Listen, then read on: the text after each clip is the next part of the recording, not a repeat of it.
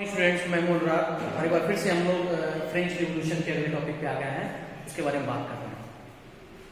दोस्तों, मैंने जैसा कि बताया आपको फ्रेंच रिवॉल्यूशन के बारे में कि जहां फ्रांस में मोनार्क का एक जो समय था वो अब खत्म हो रहा था। मोनार्क को लोग पसंद नहीं कर रहे थे। लुई 16 की जो शासन सत्ता थी उसके खिलाफ लोग आ गए थे, लोग आवाज़ उठा रहे थे, लोग उसके खिलाफ मोर्चे खोल रहे थे, नारे लगा रहे थे। वहीं दूसरी तरफ रिपब्लिक की मांग होने लगी थी, गणराज्य की मांग होती थी, गणराज्य की मांग होने लगी थी। तो ऐसे वक्त में जब पूरा देश एक तरफ होके शासन के विरुद्ध हो जाता है तो एक नए युग की शुरुआत होती है और वह रिवॉल्यूशन कहलाता है।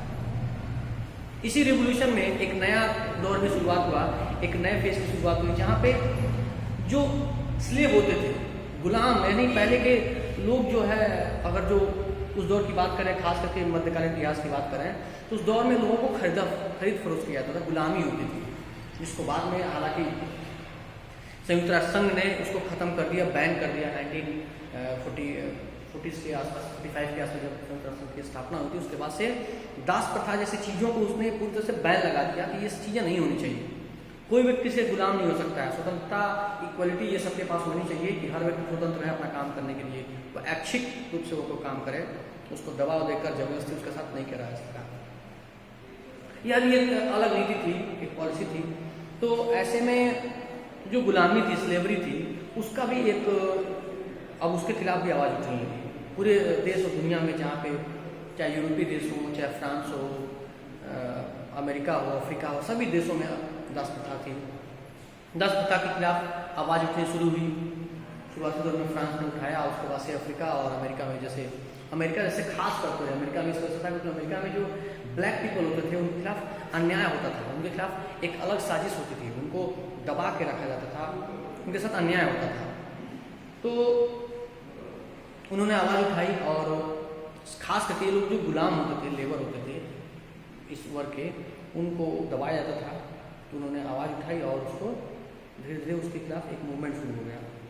दुनिया भर से गुलाम खरीदे जाते थे अपने काम से, अपने काम के हिसाब से, और ये लोग बेचे भी जाते थे गुलाम। लेकिन इनके भी जो जिम्मेदारी होती थी वह राजा जो है अपने स्तर पर नहीं लेता था, इनकी बस खरीद फरोख्त करता था। स्लेव ट्रेड होता था, एक व्यापार होता था। गुलाम बड़े स्तर पर, एक पूरा मार्केट लगता था जहाँ गुलाम बड़े स्तर पर खरीदे और बेचे जाते थे। उसमें औरतें, बच्चे, महिला, पुरुष हर स्तर के होते थे।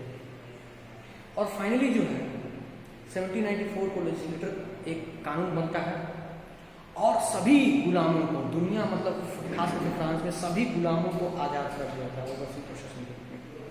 दिस हाउएवर एक नए टर्म की शुरुआत होती है। कुछ सालों बाद से नेपोलियन, जिसने अपने आप को री इंट्रोड्यूस किया स्लेवरी के रूप में, प्लेटिनम डोनर्स जो है, फ्रीडम की बात होने लगी अफ्रीका जैसे देशों में, जहाँ पे निग्रोज, काले जो लोग होते थे, उनको गुलाम के रूप में रखा जाता था। उनको आज़ाद कराने के लिए एक नई मांग चढ़ी, एक इंटरेस्ट जगा लोगों में, रुचि जगी, लोगों ने इसके खिलाफ आवाज़ भी उठाया, इसके स्लेवरी, गुलाम, दास प्रथा के खिलाफ। और फाइनली स्लेवरी का जो अंत है फ्रांस की कॉलोनी में 1848 में, यानी वो समय था 1848 में दास प्रथा, गुलामी का जो है अंत होता है। 1848 में गुलामी का अंत हो जाता है और यहाँ से एक नए युग की शुरुआत होने लगती है। तो अब जो है धीरे धीरे यह रिवॉल्यूशन सामान्य रूप से एक सामान्य रूप लेने लगा जब डेमोक्रेसी की बात होने लगी, डेमोक्रेसी के रूप में नए चीज़ों की शुरुआत होने लगी, लोग रिपब्लिक की मांग करने लगे, कॉन्स्टिट्यूशन के निर्माण की मांग होने लगी। तो ये सब चीज़ें जो है लोगों में जो है एक अलग ऊर्जा दे देती है। पॉलिटिकल रूप से भी बदलाव के लिए काफ़ी चीज़ें बदलने लगी, लोगों के भोजन, कपड़े, सामाजिक चीज़ें, इसमें भी काफ़ी बदलाव हुआ। लोगों ने उसके लिए मांग उठाई अपने स्तर के बदलाव के लिए। फ्रांस ने बहुत सारे बदलाव देखे। फ्रांस ने अपने वुमेन्स मूवमेंट और के द्वारा ये देखा कि महिलाओं में काफ़ी ज़्यादा परिवर्तन होने लगा, महिलाएं जागरूक हो गई हैं और लाइफ के लिए, जीवन के जो स्तर थे उसमें भी काफ़ी परिवर्तन हुआ, चाहे वो महिला हो, बच्चे हों, सामाजिक रूप से हर स्तर के लोगों में एक नए आयाम देखे गए और लिबर्टी और इक्वलिटी जैसे चीज़ें जो है वह डिमांड के रूप में उठी और लोगों ने उसको एक्सेप्ट किया, हर दिन के प्रैक्टिस में लागा। सामाजिक पुरानी जो चीज़ें थी वो धीरे धीरे बदलने लगी, चेंज होने लगा और नई बातें सामने आने लगी। ऐसे तमाम सारे न्यूज़पेपर किताबों के माध्यम से पता चलता है कि लोगों ने डिक्लेरेशन किया राइट्स कि महिला और पुरुष को एक बराबर अधिकार मिलने चाहिए, सबके पास इक्वलिटी का अधिकार होना चाहिए, गुलामी का अंत होना चाहिए, टैक्सों पर दबाव नहीं होना चाहिए, ऐसे जो किसान हैं मजदूर हैं उन पर ज़्यादा टैक्स का बोझ नहीं डालना चाहिए, जिसके पास इतनी इनकम है उसको टैक्स नहीं देना चाहिए, प्रेस की स्वतंत्रता होनी चाहिए, फ्रीडम ऑफ प्रेस होना चाहिए। बड़ा इंपॉर्टेंट पार्ट था कि फ्रीडम ऑफ प्रेस होगा तभी हम किसी बात को कुछ कह सकते हैं, लिख सकते हैं। प्रेस की स्वतंत्रता नहीं होती है तो आपको पता ही है, सरकार जो है अगर प्रेस को कंट्रोल में रखेगी, मीडिया को कंट्रोल में रखेगी तो कोई बात सच सामने आएगी ही नहीं। तमाम से ऐसे फिलोसफर ने उन्होंने इसके खिलाफ लिखा, इसके बारे में कहा, बताया। 1800 साल की बात है, नेपोलियन बोनापार्ट ने अपने आप को क्राउन होता है एम्परर ऑफ फ्रांस, फ्रांस का राजा बनता है। He set out the conquer neighbouring European country, उसने जो अपने पड़ोसी राज्य थे, पड़ोसी राष्ट्र थे, उनको हराता है, उनको हरा कर अपने अंदर कन्वर्ट करता है, अपने देश में मिला लेता है।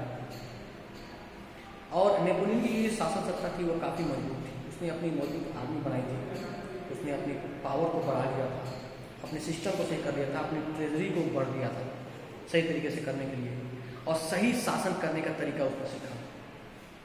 लिबरल था, सबको आज़ाद करना, सबको आज़ाद रखना चाहता था, लेकिन बहुत ही नेपोलियन जो है वो भी एक अलग तरीके का राजा बन गया, उसके अंदर भी अलग तरीके की शासन सत्ता है। हालांकि वाटरलू के वॉर में वो हार गया, 1815 में वाटरलू का एक युद्ध हुआ जिसमें वो हार गया, और बहुत सारे ऐसे लोग थे रेवोल्यूशनरी क्रांतिकारी लोग थे वो उसमें मारे गए, और लास्ट में नेपोलियन ने ऐसे में उसने उस युद्ध के बाद से उस चीज़ को छोड़ दिया। लिबर्टी, डेमोक्रेसी, फ्रीडम, ये सब चीज़ें उसने सीखी थी, और फ्रांस के इतिहास में इसको काफ़ी एक्सेप्टेंस किया गया, इसको माना गया और इसको एक्सेप्ट किया गया कि ये चीज़ें होनी चाहिए। फ्रांस का इतिहास या कह लीजिए किसी भी देश का इतिहास बार बार हमें यह बताने की कोशिश करता है या बताता है, किसी भी देश के इतिहास के लिए जरूरी होता है कि वहाँ के आम जनमानस की हम भावना का पूरा ख्याल रखें। आम जनमानस किस प्रकार सोचती है, क्योंकि हम अगर किसी की लिबर्टी, किसी की फर्टिलिटी, किसी की सिक्योरिटी, किसी की फ्रीडम, किसी के मतलब किसी के भी निजी उनके चीज़ों की जो आवश्यक मूलभूत चीज़ें हैं उनके अगर दमन करेंगे, उनका शोषण करेंगे, उनको दबाएंगे तो वहाँ के लोग विरोध करेंगे उस चीज़ का।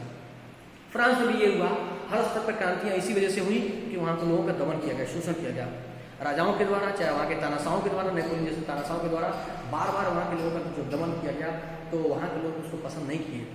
फ्रांस में भी क्रांति हुई, लेकिन क्रांति इस वजह से हुई थी कि लोग चाहते थे कि लोकतंत्र हो।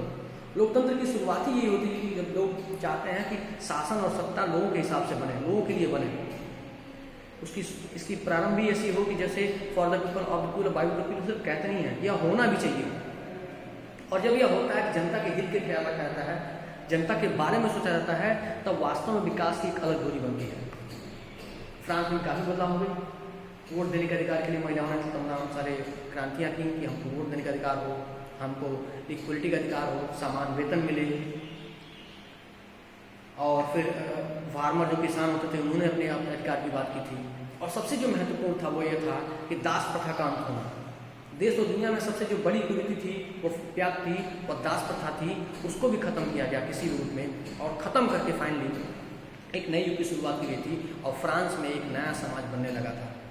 आज आपको पता है कि फ्रांस दुनिया का सबसे मतलब दुनिया में उन ताकतवर देशों में भी शुमार है, विकसित देश है, हर तरीके से सशक्त है और अपने आप में आधुनिकता का एक परिचय देता है। फ्रांस के तमाम सारे शहर हैं जो दुनिया में फेमस हैं, जैसे फ्रांस की राजधानी जैसे पेरिस है वो फैशन की नगरी मानी जाती है। तो यदि अगर आप ये ऐसे सोचें तो फ्रांस ने आज जो अपने आप को स्टेब्लिश किया उसके पीछे उसके तमाम सारी क्रांतियाँ हुई हैं, तमाम सारे उन्होंने संघर्ष किए हैं। मुझे लगता है इस चैप्टर और इस वीडियो के माध्यम से आपको तमाम सारी जानकारी मिली होगी। आप अपने आप को सुरक्षित रखिए, घर पे रखिए, हम आपको वीडियोस लगातार भेजते रहेंगे। चैप्टर के बाद से आपको जो नोट्स हैं वो भी भेजा जाएगा, पीपीटी भेजी जाएगी। आप लोग अपना ख्याल पूरा रखिए, स्वस्थ रहिए, स्वच्छ रहिए, हाथों को धोते रहिए, मास्क का जरूर करिए। धन्यवाद।